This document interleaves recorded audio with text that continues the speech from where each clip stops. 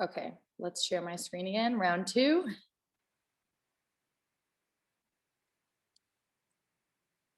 Okay.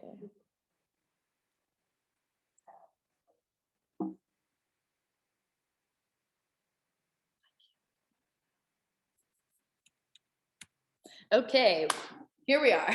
Take two. Thanks for your patience on the computer front. So yes, and if anyone else joined us while I was dealing with those difficulties, the Alternative Fairbanks Farm Educational Cooperative Training, quite a mouthful. So we go with effect, just like USDA, NEFA, big fan of those acronyms. So back to our goals and objectives. We also are going to be providing job training for farm labor, farm management, entrepreneurship. We would like to do some hydroponic job training courses and also have some conventional, soil grown as well. And we want to offer classes to community members that will be free, open to the public on growing and preparing their own food. And part of this grant was to also develop a manual based on this experience of starting a community farm project. So we are also looking to, create something that can be distributed at the end of this 3-year grant and can hopefully, be used to start more hydroponic farms in other places, especially around Alaska.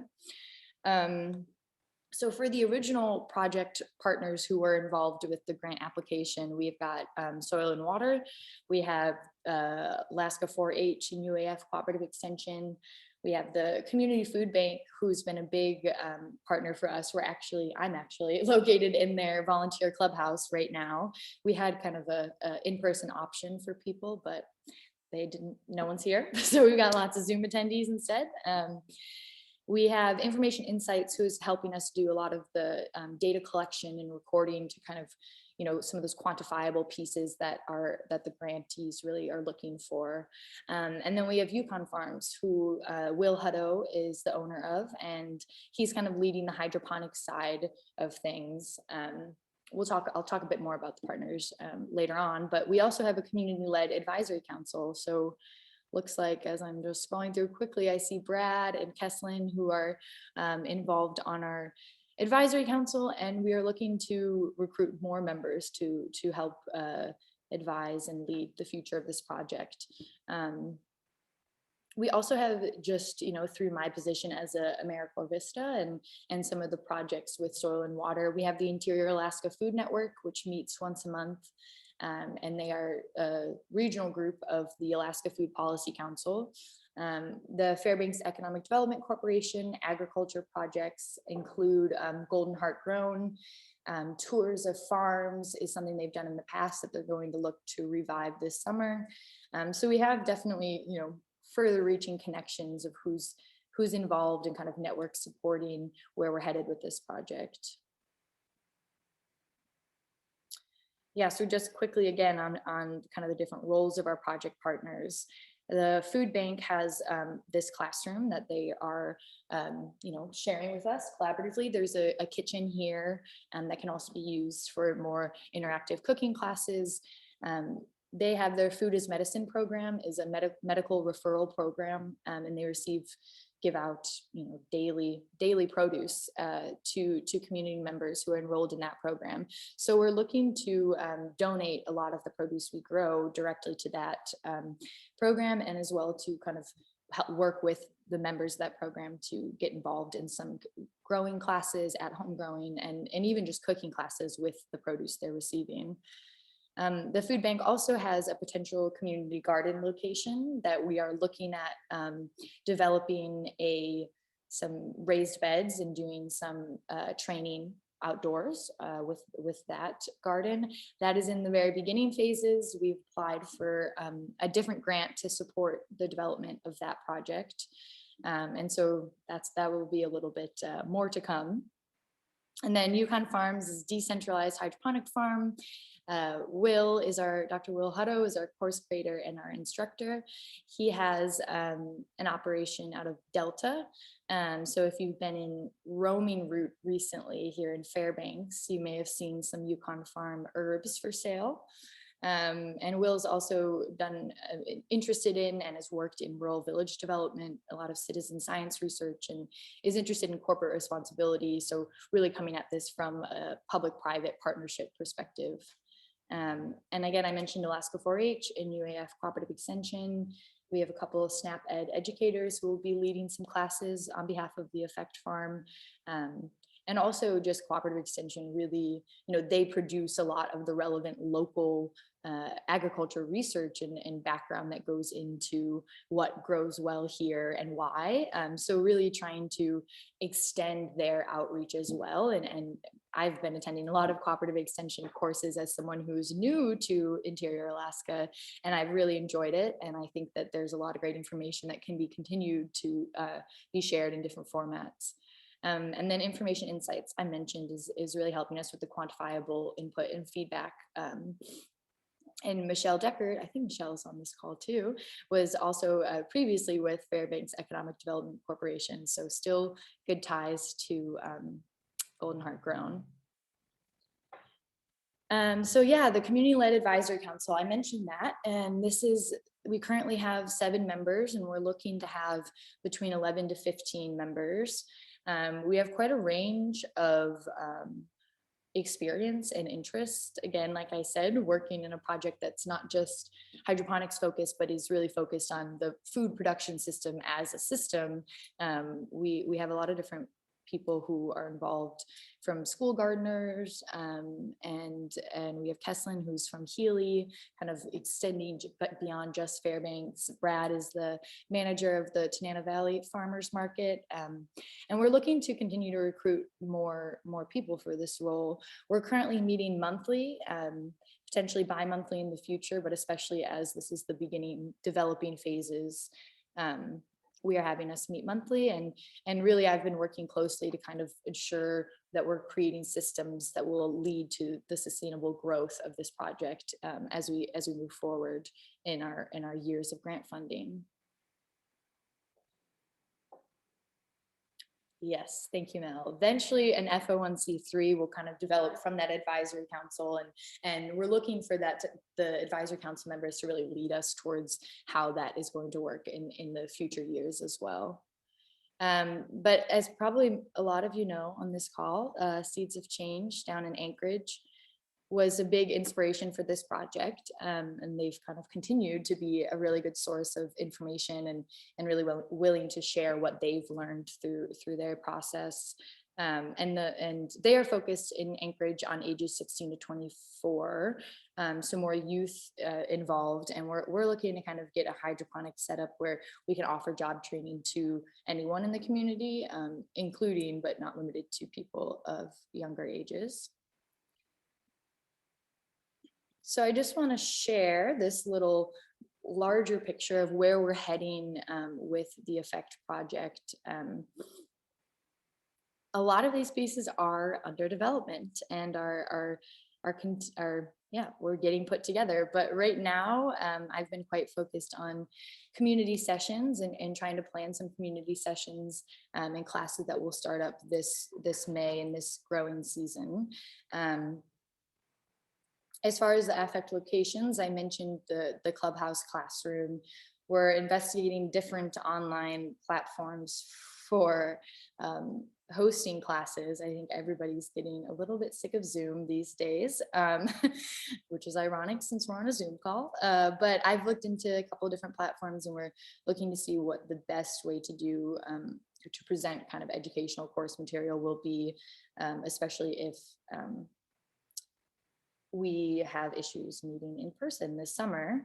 But when we are able to meet safely in person, the community garden at the food bank that is under development will be a great location to host those classes.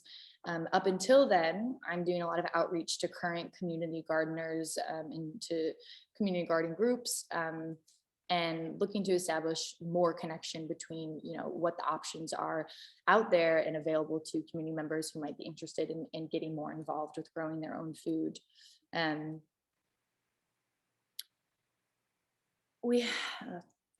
I think that maybe we'll come back to this visual because it's kind of a lot.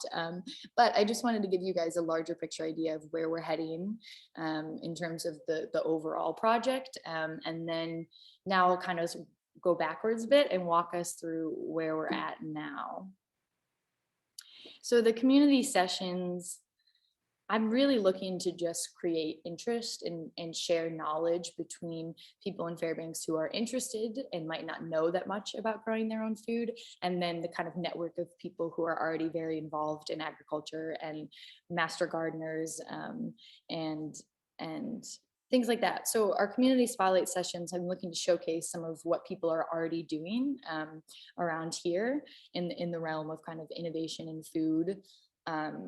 We're also looking to coordinate among other agriculture educators in the area. So with Calypso Farm and with the folk school here in Fairbanks, I'm trying to coordinate some of our sessions and what they'll be about and kind of cross promoting as well. And again, our overall goal, especially with the community sessions, is to increase at-home growing knowledge and to inspire more ideas to work towards food security and agriculture businesses. There's a lot of room to, I think, get the base level of knowledge and shared knowledge about growing in our community before we even, start offering the job training courses, which will be a bit more intensive and a bit of a bigger commitment, but to be able to offer some one-off sessions or smaller sessions for people who are interested in just getting involved in at-home growing. So some of the examples that we are working on for to start with is food waste reduction. So we have Interior Organics Recycling, James and Evelyn Shiki out of North Pole. They are doing a lot of vermiculture, and so we're going to do a session about vermiculture.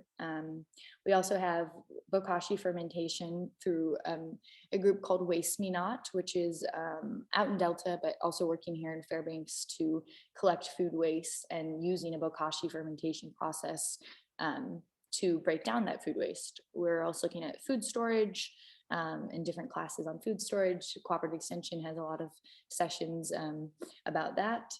At home, we're looking to do some seed starts, simple container gardening, things that can really just get people interested in it who may not ever have done that much growing.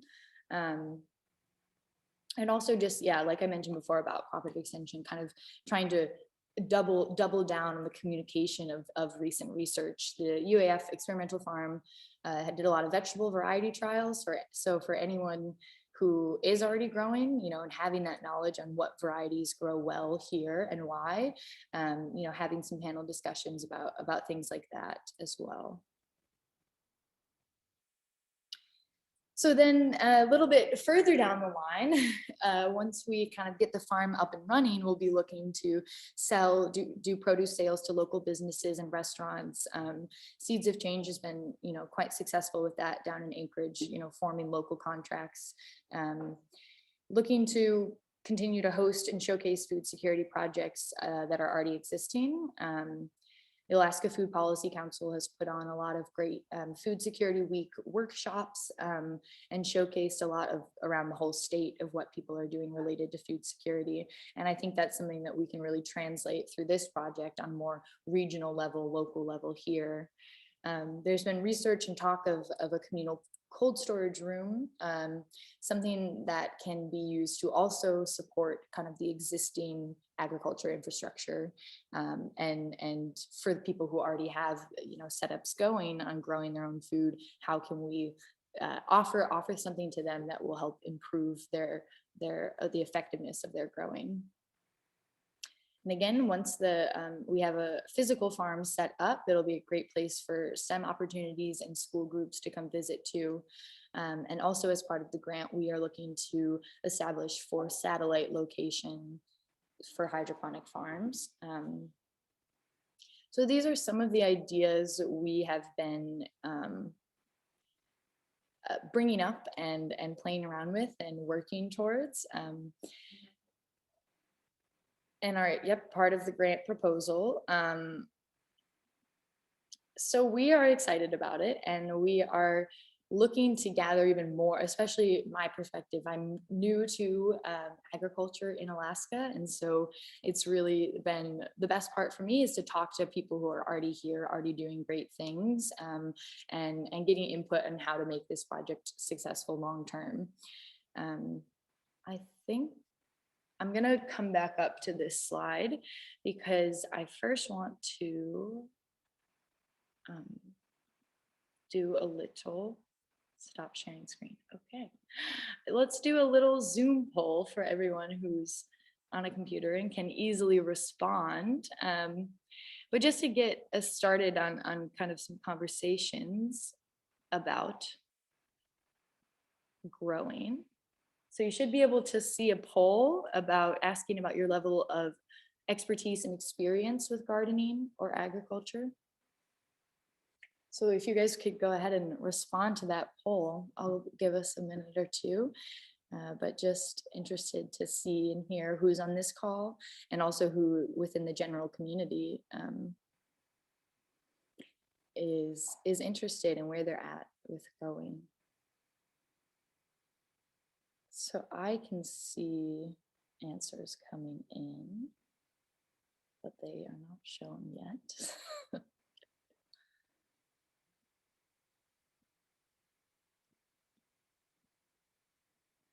And maybe also a good question that you people can, feel free to unmute yourself. There's not so many of us that we can't just have a conversation. But curious to know who's already involved with hydroponic growing. I know Kesslin has done some hydroponics, but is there other people here who have grown hydroponically? We're doing a program at the Toke School in Toke where we have a hydroponic lettuce and starting hydroponic tomatoes and basil and those kind of things. Oh, cool. How is tomatoes going? We were just talking about tomato growing hydroponically. We're struggling with fruit set. Yeah. Plants look healthy, but the fruit set's been an issue. Yeah. Here, let me end this poll, I think, so then you guys can share results. So good mix, actually, which is nice. But I think one kind of important, as we're kind of segueing from my quick presentation to more of a Q&A, I think that, yeah, with hydroponics, it's really easy to have kind of the buzzwordy idea of controlled environment growing as kind of a solution. But, when we're talking about agriculture and our agriculture system, it's not, there's no one perfect solution. And especially with hydroponics, energy is a big issue, having enough money to keep the energy, keep the building running, keep everything going. So that's why we really want to present kind of this Effect project as something that is multi-pronged, something that people can get involved with. We're hesitant to use the word food hub because I think that there are very specific things that come in mind when people say food hubs, but really, a community place to share knowledge related to agriculture. And hydroponics is one way, I think, to get more people who haven't done much in agriculture interested or involved. It's also, here in the interior, a great way to have a longer growing season. But there's also, yeah, many different ways that we would like to do that. So thanks for answering that poll. I think what I'll do now is I'm going to share my screen and go back to that one of the graphic of kind of everything, all the programs that we're talking about doing.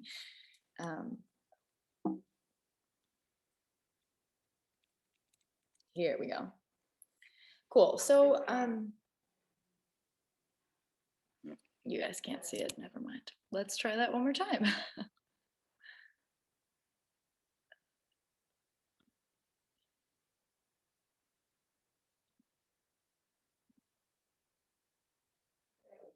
Okay. This is a nice thing about having Melissa right next to me. She can tell me when you guys can't see things instead of having to ask the whole group. So I'll leave this up here. And if you guys have any questions, feel free put them in chat or unmute and just we can kind of start a conversation from here if you have specific questions about this.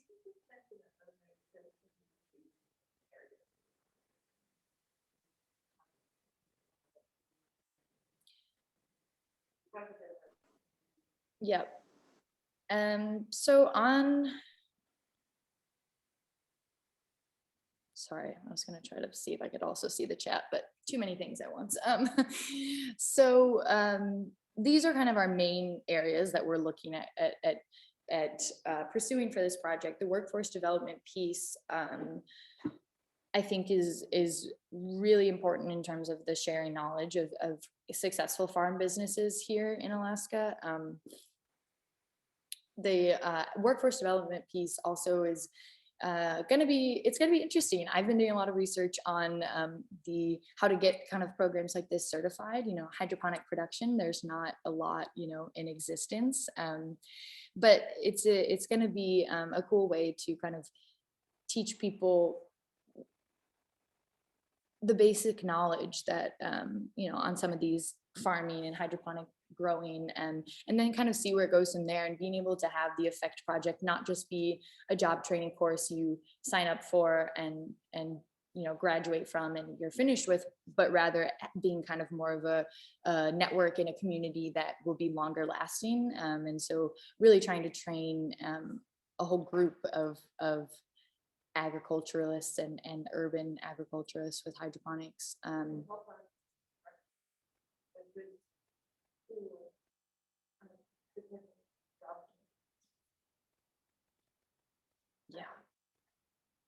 Yeah. So any specific questions that you guys have looking at this? Tessa, I've got a question. Yeah. So with the farm business development, are we talking about like trying to develop a farm co-op type thing where we can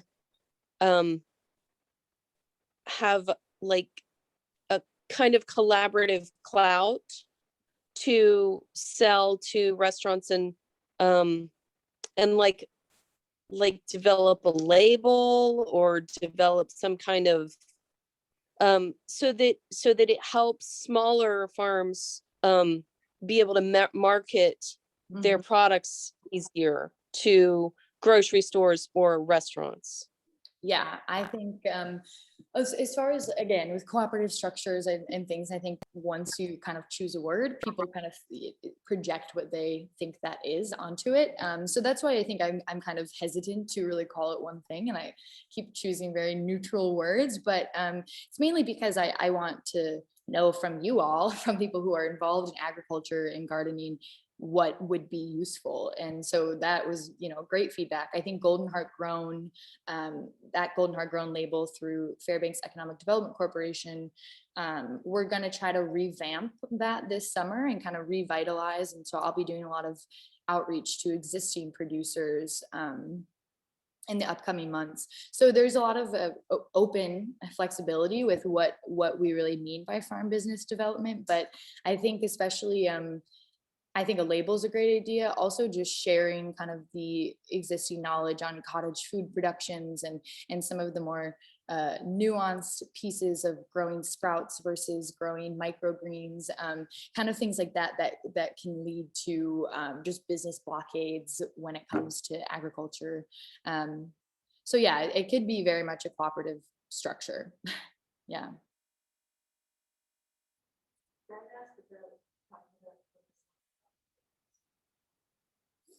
Yeah, so our focus on South Fairbanks, you know, the South Cushman neighborhood is a USDA designated food desert, which, you know, I think those terms are always kind of loose and can be interpreted differently. I think that Alaska, interior Alaska, has a very interesting geographic location for agriculture just generally. So I think that we are really looking to strengthen kind of the connection between producers and the food bank and assisting the food bank with a lot of the anti-hunger work that they do through this project. And we would like to specifically increase workforce opportunities and job training opportunities in this area where there's lower rates of unemployment. That being said,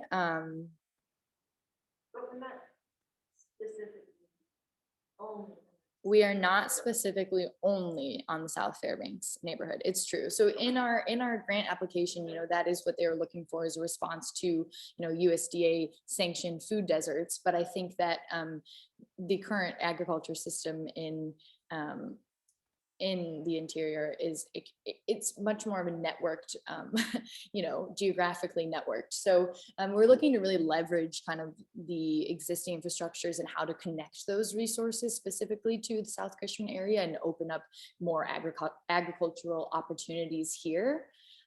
But it's not, our programs aren't going to be only for specific people of any area. We have, people from, on this call, not even from Fairbanks. So obviously it's not going to be just this neighborhood. But we are also looking, especially in terms of the advisory council, to recruit some more members of our advisory council from that geographic location. A project like this naturally will attract people who already have some level of interest in agriculture and community gardening. So kind of trying to balance that with also the neighborhood in which we're working in.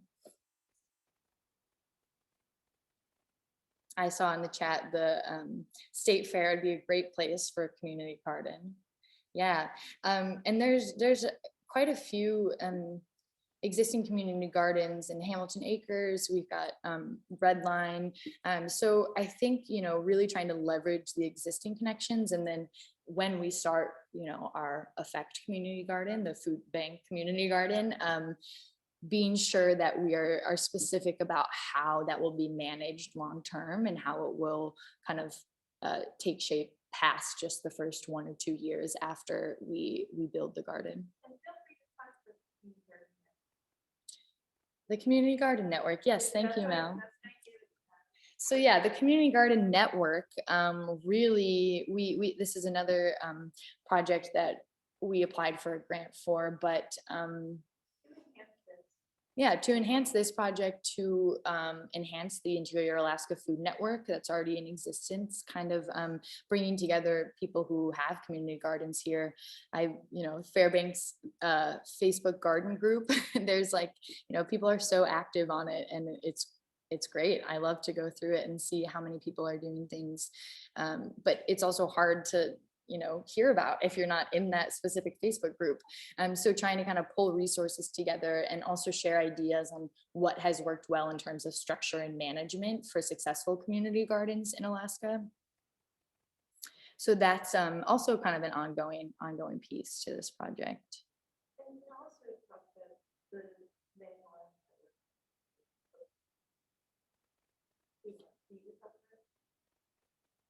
Sure, Mel. Okay, we're gonna do a little computer switch off, and now Mel will come sit.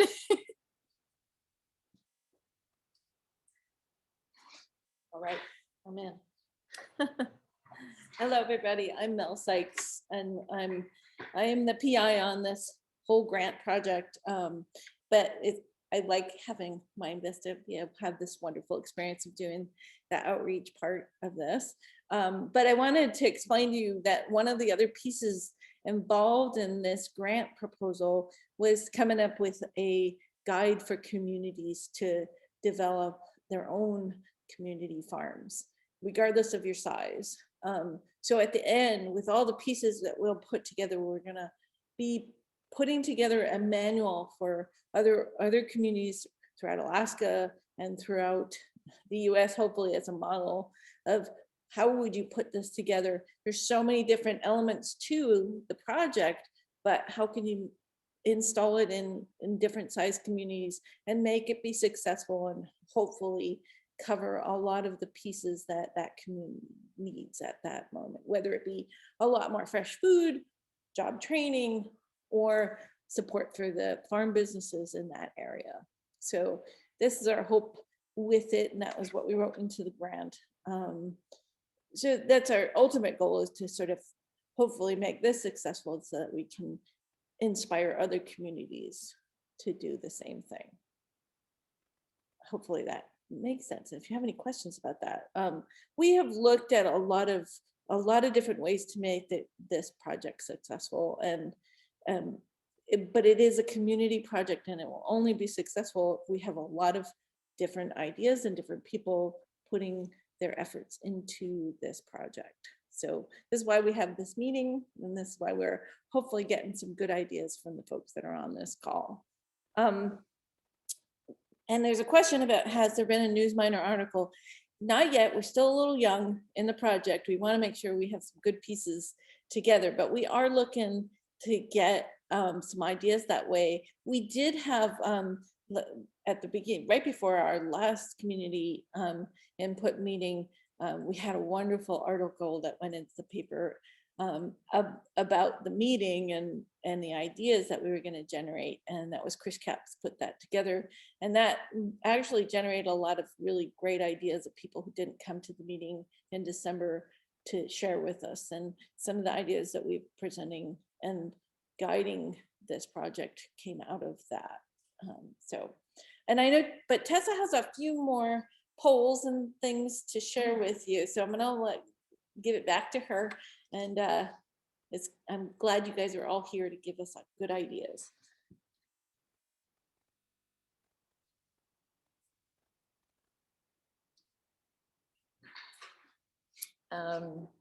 Thanks, Mel.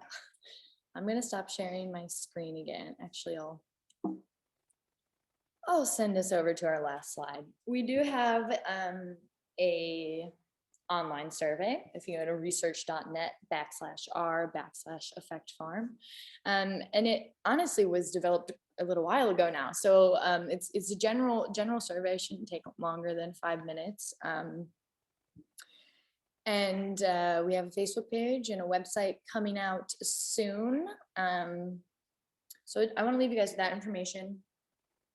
Let me know if you have any more questions. And until then, I'm gonna pull up another poll.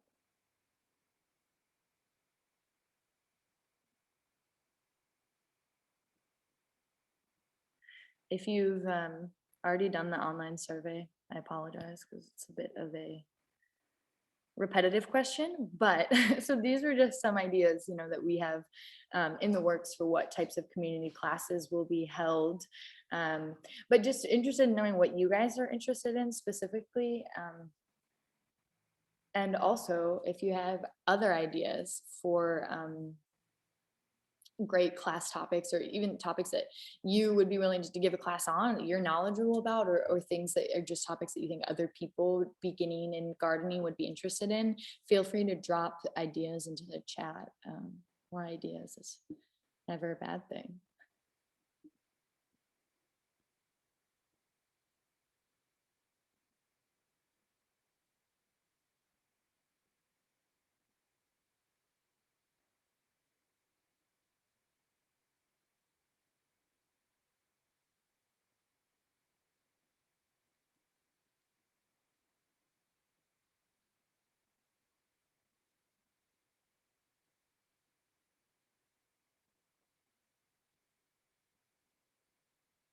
Okay, let's see. So we had a nice, oh.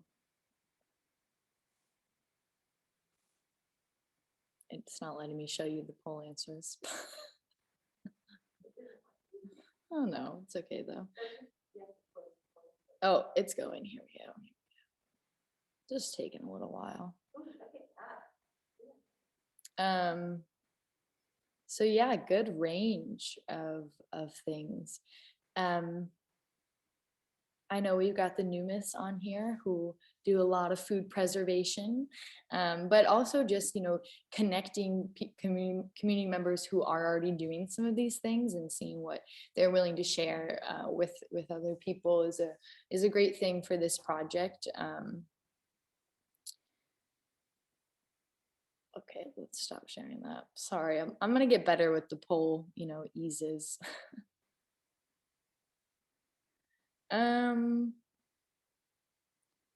Actually, yeah, okay. I'll launch this poll. You guys take your time on answering these questions though, and if you have other questions, just based on everything I've shared with you, feel free to ask them or to, yeah, share your thoughts. I mean, we've got a good mix of people here who,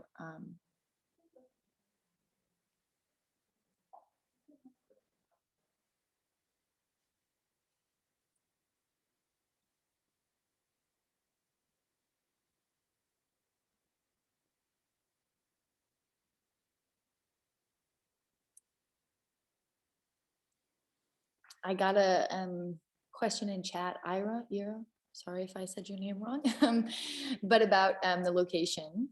And yeah, so the original building that we were looking at, the old God Shocks building, had humidity issues, which is good that we did some humidity testing before we put a bunch of hydroponics in there.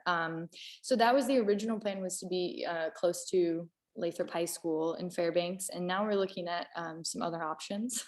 And that's kind of in the works. And again, one of these questions is about updates for the farm. And if you guys are interested in being on the email list, we'll be sending out kind of newsletter updates to people who are interested as we kind of get each of these pieces further along.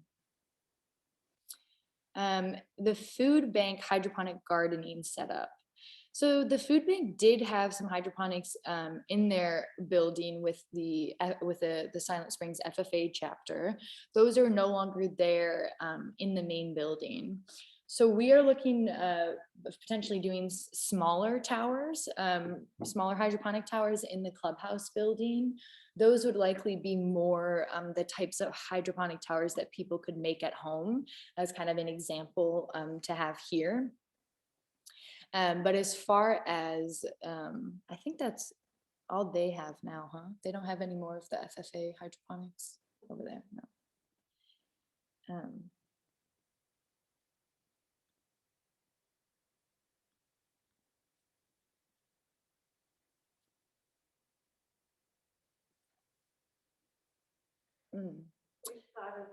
Yeah, Anthony said in chat about being close to the downtown power station where there might be some waste heat available.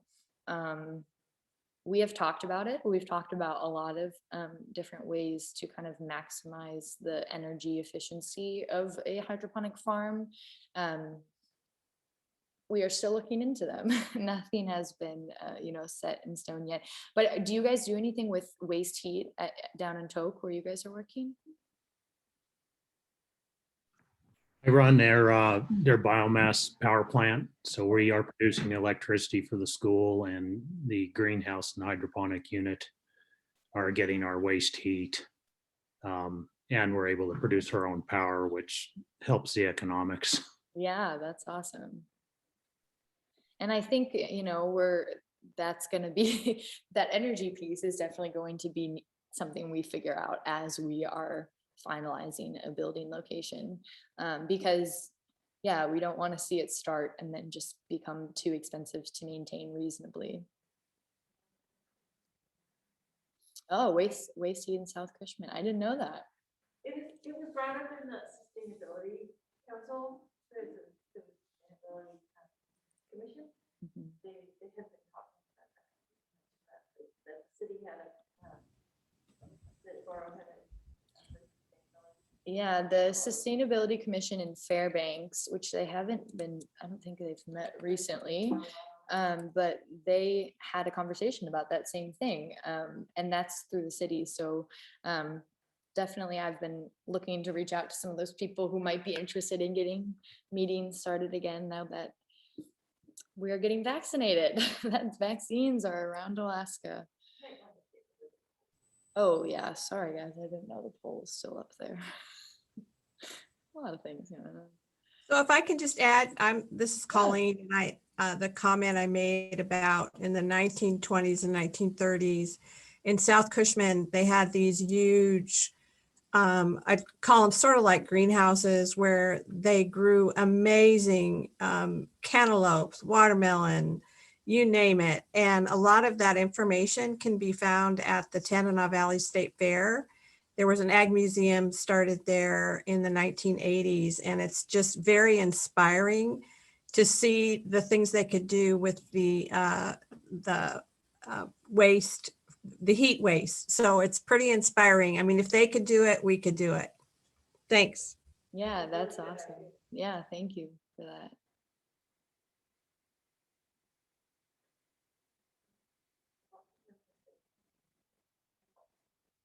Yeah, any other, it doesn't have to be questions, thoughts and ideas or, you know. Would that be the Colleen Turner that ran the fair for many years? Yes, Steve, that is. Oh my God, I haven't seen you forever. I saw your name and I thought, well, if anybody knows history, it would be you. Wow. Yeah, Well it's done. good to see you. Nice to see you as well.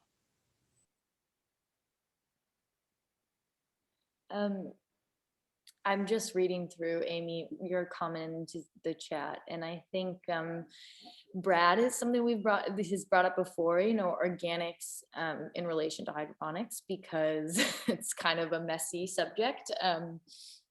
But I think, you know, like you said, or shortages of organic food, being able to grow those on the single household level, that's also, you know, definitely what we would like to achieve.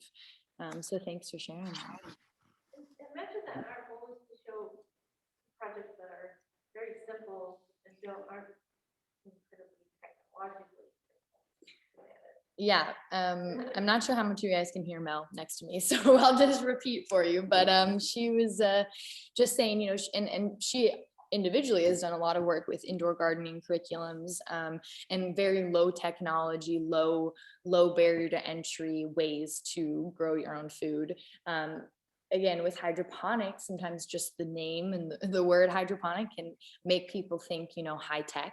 But there's a lot of ways to kind of upcycle containers in order to grow your own food inside underneath one light and not need you know an intense hydroponic setup in order to, you know, get the benefits.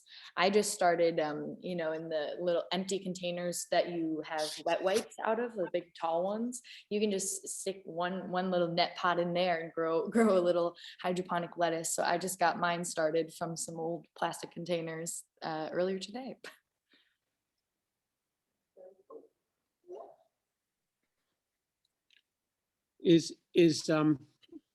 Is Amy concerned regarding like competition that we would take over, like what the farmers market's value would be, or?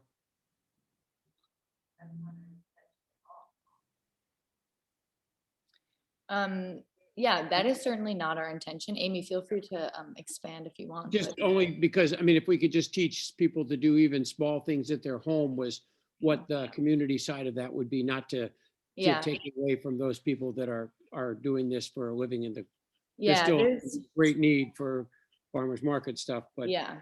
just and- individuals that may be able to grow their own food and begin to learn how to put it away Yeah. for winter would help them. And Steve is is quite a master on the storage side of the preservation side of things. So really, yeah, being more sustainable. And also I think just, yes, there are, you know, great farmers market scenes here, but there's plenty of people who don't shop at farmers markets also. So, you know, some of our first community classes will also be, you know, some information on where and how to buy local and how to know who your farmers are and who's growing the food that you're eating. And especially with, you know, the geographic location of the South Cushman area, part of that food desert is access to grocery stores, distance access to grocery stores, as well as, you know, having a vehicle to drive to a grocery store. So we have talked with Calypso quite a bit about the Southside Farmers Market, and we're definitely kind of keeping them informed as we're going on with this project. And we're trying to be as, you know, much as we can. We do not want to be competing with anyone. We're trying to kind of keep all these people involved with what we're doing and trying to extend the resources a bit further. You mentioned that, I mean, our intention was if we had some more home growers, they might be interested in joining that market and helping support getting more people out. Yeah, so like Mel said, kind of, you know, getting people growing at home could also be an option to have them sell at farmers markets. The Fairbanks Community Garden in Hamilton Acres has quite a few producers on those community pots who I think in the past have sold to farmers markets and sold peonies as well.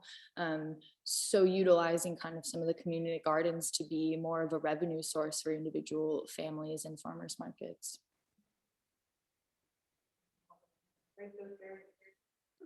Helping to break those barriers.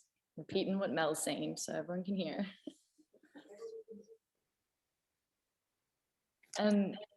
Colleen said, is anyone familiar with winter sowing? Which I am not.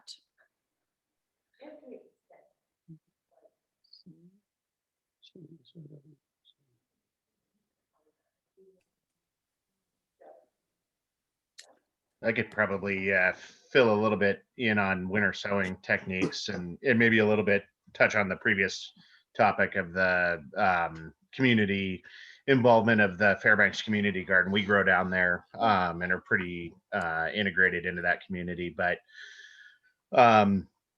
a lot of the producers there are doing it just for their own stuff, and then we also encourage like excess to go to like the local soup kitchens and that kind of thing, as opposed to more commercial outputs.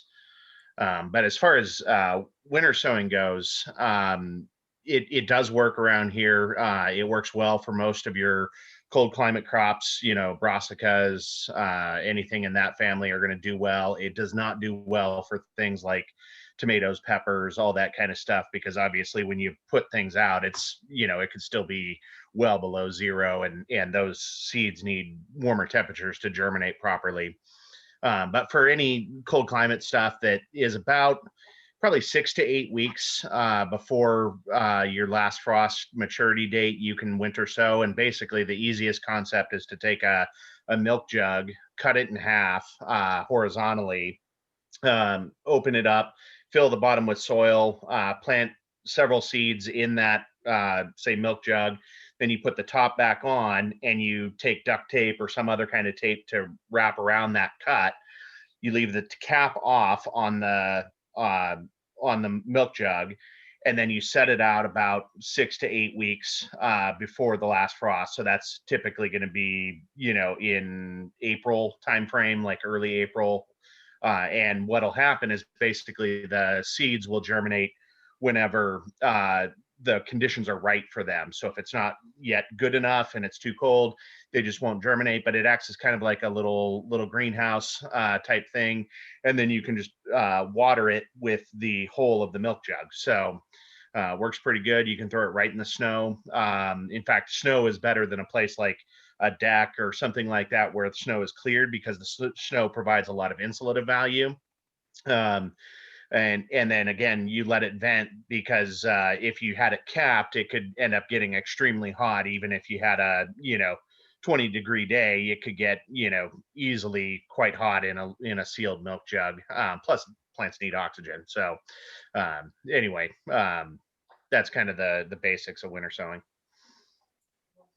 Thanks. I'm glad you guys made it.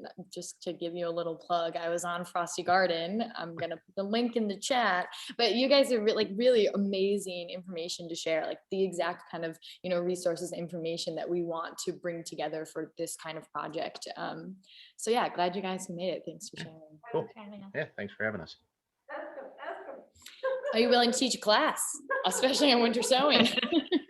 Yeah, absolutely. We can do that. We're also highly specialized in like container gardening and that kind of stuff. We have done side-by-side testing of like in-ground raised beds and containers. And so we've done kind of our own trials and experiments to figure out what works. And yeah, we heavily use containers in our subarctic gardens.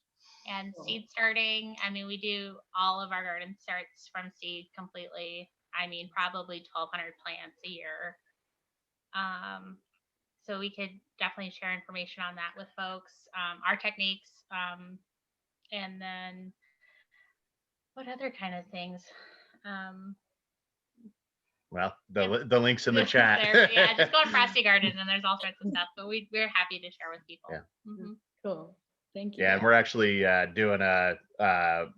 we're actually documenting our winter sowing process this year, and so we'll have a a post up on that, on all the ins and outs and all of that kind of stuff. So that should be soon. Cool, awesome. So we are coming up towards 8 o'clock. If anyone has some last minute ideas to share, please feel free. But we can also, leave a few minutes early. I really, really appreciate you guys being here on this Thursday evening. Oh, behind me. Sorry. Oh, we're just reading chats out loud. But this is really like the push to send out this project to the public, and it's not going to happen without community involvement. So I'm going to be continuing to do outreach to gardeners, community gardeners, and agriculture producers in the area. So if you know people, if you are one of those people, please feel free to get in touch. And if you know of other people who you think would be interested in this project or make a good role for the advisory council, feel free to email anytime. I'm going to drop it in the chat, affectfarm@gmail.com.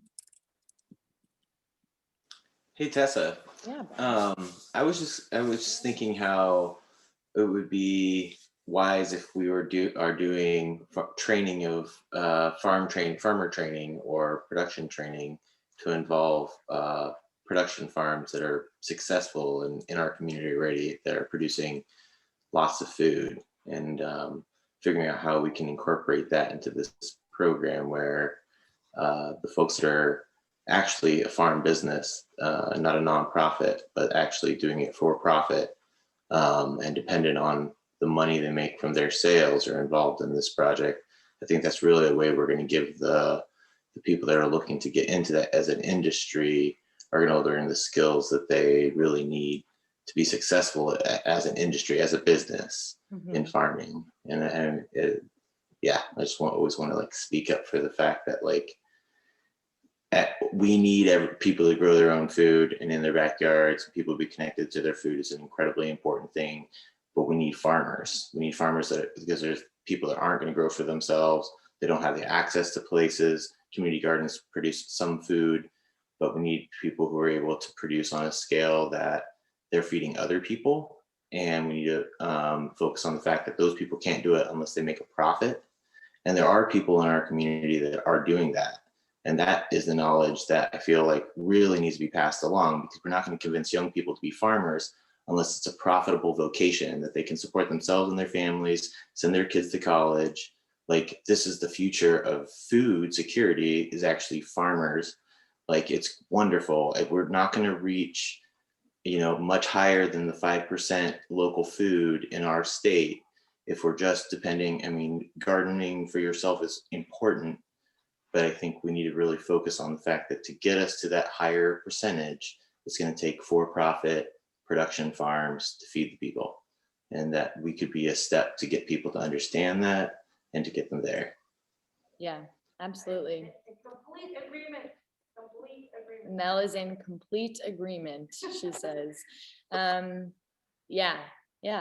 think that is a great note to end on, because and Brad, like, that's why we like having you here.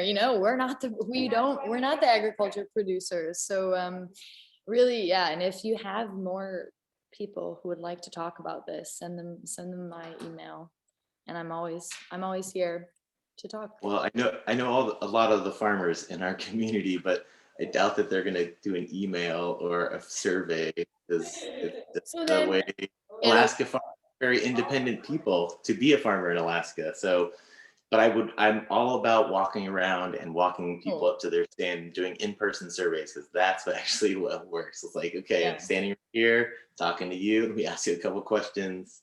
Anyway, yeah. Awesome. We will do that this summer. This summer, that's me.